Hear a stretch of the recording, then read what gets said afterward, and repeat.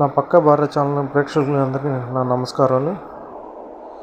ఇవాళ నేను చెప్పబోయే టాపిక్ ఏంటంటే, సూర్యుడికి ఆదిత్య అని పేరు ఎలా వచ్చింది, ఆయన రథానికి 7 గుర్రాలు ఎందుకు ఉంటాయి,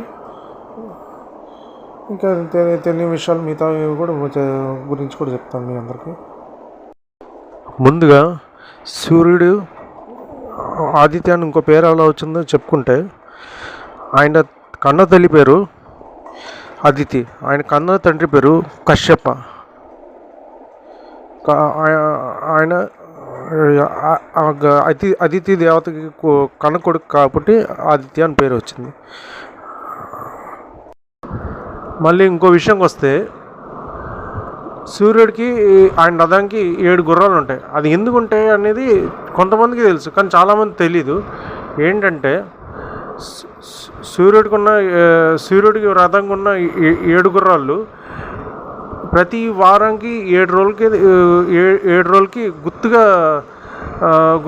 గుర్తుగా అది 7 గుర్రాలు ఉంటాయి. అవి ప్రతి వారం, అందుకే ప్రతి వారం ఆదివారంతో స్టార్ట్. ఈ వీడియో చూసిన వాళ్ళందరూ ప్రేక్షకులకి నా ధన్యవాదాలు. ఈ వీడియో నచ్చిన వాళ్ళు కింద లైక్ బటన్ కొట్టండి. సబ్స్క్రైబ్ చేసుకోవాలనుకున్న వాళ్ళు కింద సబ్స్క్రైబ్ బటన్ ప్రెస్ చేయండి.